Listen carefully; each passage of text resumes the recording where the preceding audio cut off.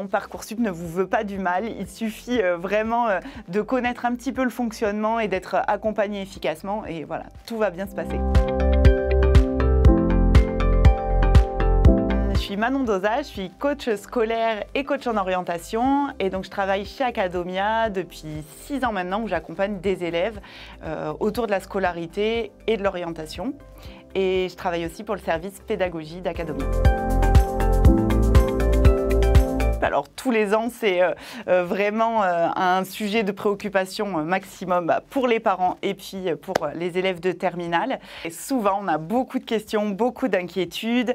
Comment faire un dossier efficace? C'est quoi les critères de sélection? Est-ce qu'il faut que je hiérarchise mes vœux? Combien de vœux je peux avoir? On entend tout le temps parler du fameux algorithme Parcoursup qui déciderait de votre avenir.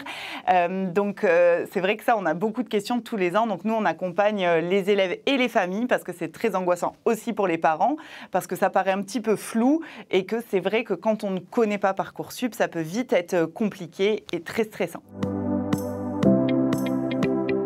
Donc, nous, on va pouvoir, avec Acadomia, vous accompagner. Donc, c'est vraiment des conseillers d'orientation et des coachs en orientation qui accompagnent les élèves pour faire leurs vœux, diversifier les vœux. C'est vraiment très important. Vous avez différents types de vœux qui peuvent être faits. Et pour maximiser ses chances d'être reçus et d'avoir vraiment un parcours à la clé, c'est important de faire des vœux efficaces et intelligents. Donc, il y a des astuces pour faire des listes de vœux vraiment pertinentes. Et ça, vous pouvez être accompagné, que ce soit pour la liste de vœux, pour les lettres de motivation assorties. Évidemment, il faut personnaliser les lettres de motivation en fonction des vœux.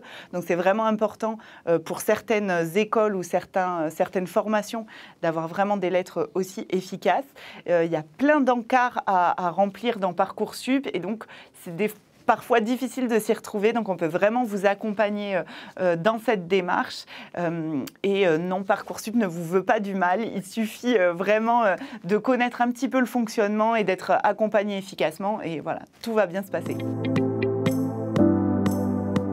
Il faut vraiment explorer la plateforme. Donc pour chaque formation qui va vous intéresser, vous avez vraiment plein d'informations sur la fiche formation, notamment les critères de sélection. Parce qu'en fait, ce n'est pas Parcoursup qui définit l'algorithme de sélection, c'est vraiment chaque école qui va donner ses critères. Donc ces critères-là, vous pouvez les retrouver sur la fiche de chaque formation. Et là, vous allez pouvoir voir ce qui est important pour être reçu dans la formation qui vous intéresse.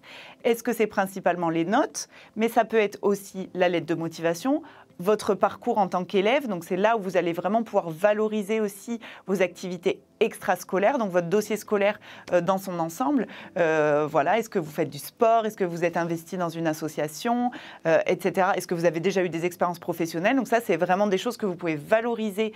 Il y a la place dans Parcoursup pour valoriser ça, donc c'est important de le faire comme il faut pour vraiment vous mettre en avant et mettre toutes les chances de votre côté.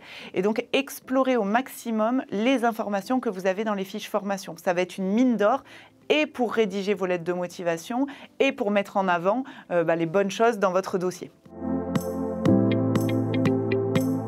Ce qui est très important quand on commence Parcoursup, c'est que voilà, la plupart des élèves savent un peu la direction dans laquelle ils veulent aller. Ce qui est très important de garder en tête, c'est que par exemple, pour faire commerce ou ingénieur, il y a plein de voies possibles, donc plein de types de formations différentes.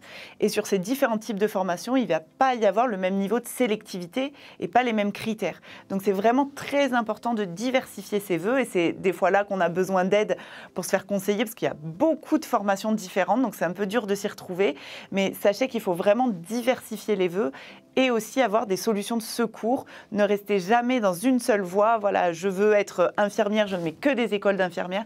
C'est vraiment important aussi de se faire conseiller pour avoir des plans B, voire C, pour être sûr de mettre toutes les chances de son côté. Il y a toujours des voies parallèles qui peuvent vous correspondre aussi et ça vous permet de sécuriser votre projet.